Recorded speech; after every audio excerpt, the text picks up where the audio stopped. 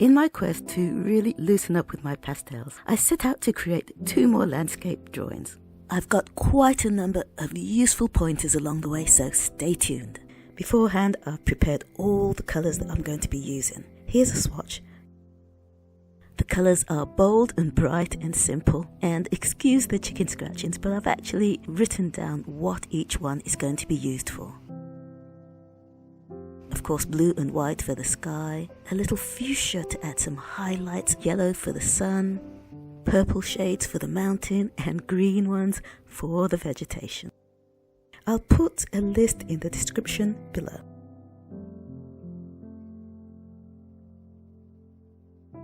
I used black paper for both the drawings I'm doing today. If you're a beginner with pastels, you may ask, why do we have all these different coloured papers? Well, coloured paper helps to really give your pastels a bit of a punch.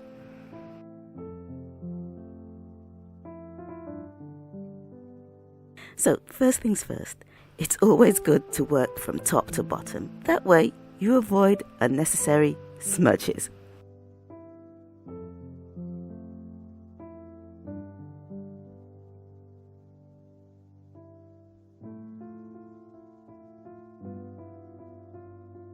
It's amazing how you can take big abstract shapes to more realistic drawings with a few simple details.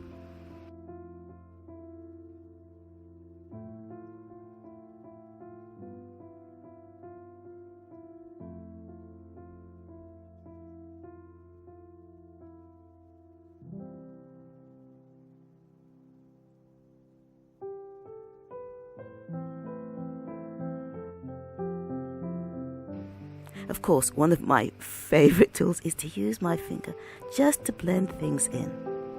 I find, for me, with pastels, this is one of the best tools.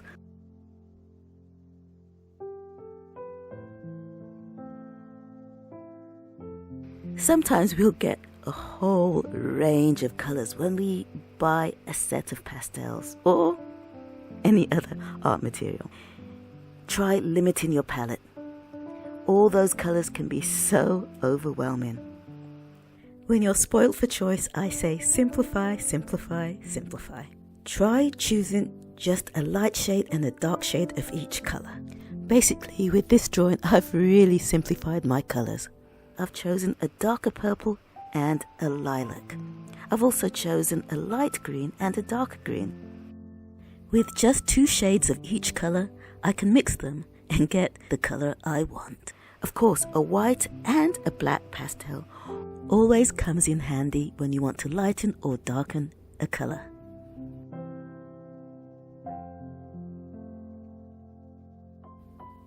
In order to get a darker shade of purple at the base of the mountain, I'm adding a little black.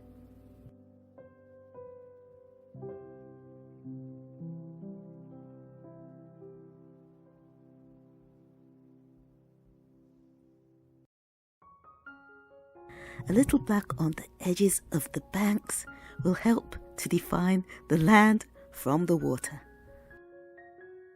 And my darkest green will create a base for my vegetation.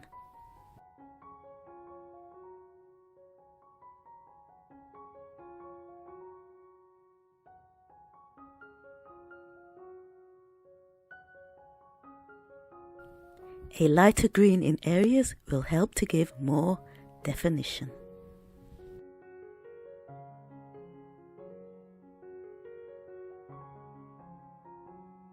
In these 2 drawings, I want to be bold, but not too abstract. It's amazing how you can take big, simple shapes into detailed drawings with just a few added strokes.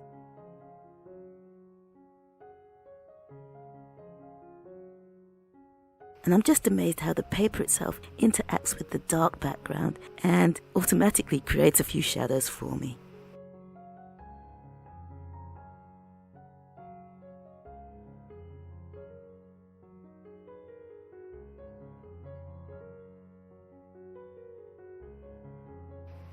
Okay, so now I'm going to block in my water, and in doing this I'm getting a real feel, a real overall view of what the drawing is going to look like in the end, and I really like it. In fact, I'm tempted to do very few layers and very few details with this one.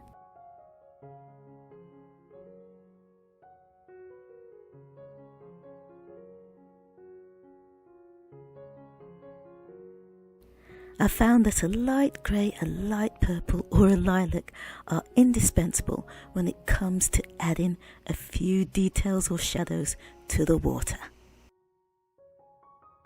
It's quite subtle, but I think it really works.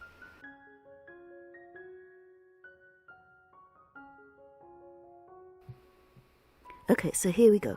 I find at the corners of my drawings that I like to make it a little bit darker.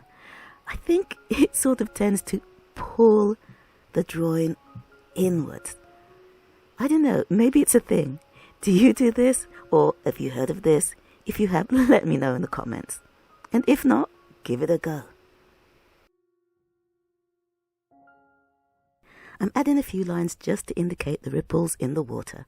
Still, not trying to get too detailed here. A few small touches and I think we're done. Now for the unveiling. Oh wait, before we do that, let's start on our next drawing. Again, I've prepared all my colours beforehand and pretty much using very similar colours to the last drawing. Here's the colour swatch for this one. The main difference is this dark blue, which will be used for one of the dark mountain ranges. Okay, whoops, let's back up a little. It's always good to start with some sort of guide, so I'm blocking in my landscape first. Now back to the sky. I'm using a thin layer of light blue and white.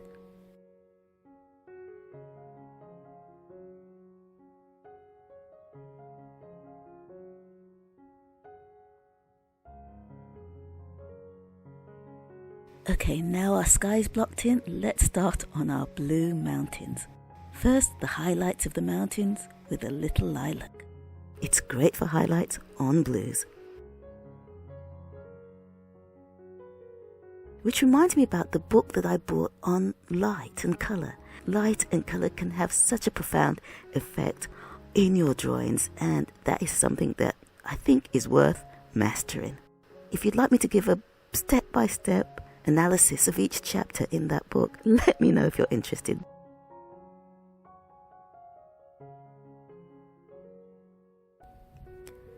For this drawing, or is it painting, I'm blocking in all the colours at once and then I'm going to put in the details. Now let me know if you prefer to work on the details at once, I think I've asked this question before, or block everything in. I find with me it varies. It's how the mood takes me, basically.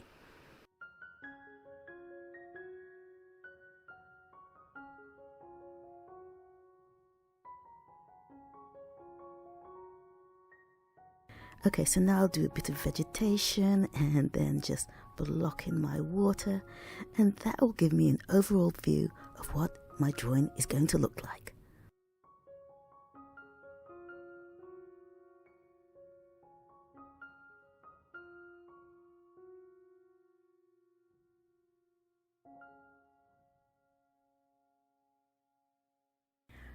I am slowly adding a few extra layers, not too much, but just enough to intensify the colour a little bit.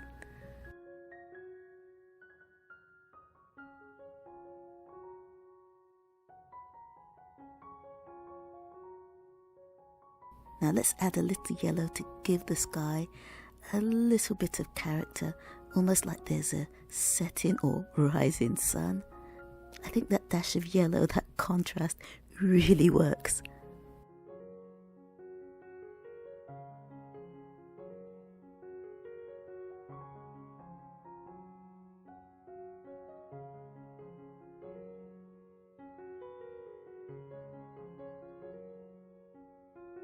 Now I'm going to use my pastel pencils, the matching colours to the colours that I've already used, just to add a few highlights and tighten up a few places. It's a really handy tool. I know I'm going for loose, but it just makes things just a little neater.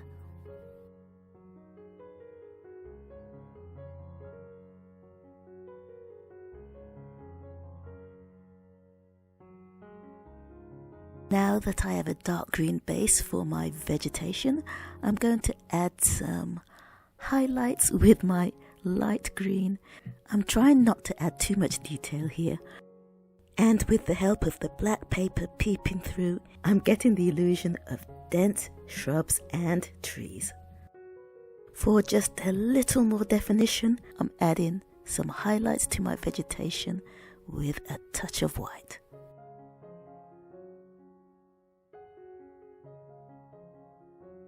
Now in the lower right hand corner, I was contemplating whether to put a little island or some rocks. But you know what? That dark paper shining through the water, I think I'm going to keep it. It actually gives a little depth. Like that part of the water is really deep. Beware. And again, it's on the edge and it seems for me it's working to pull the drawing together.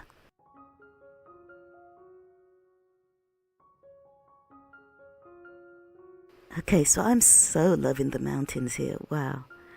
And even the vegetation.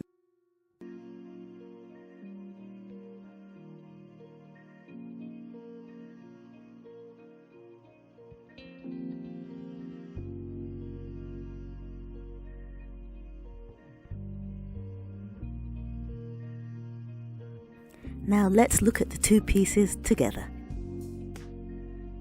I really enjoyed doing these two looser landscape drawings. I hope you enjoyed them as much as I did and got a lot out of them.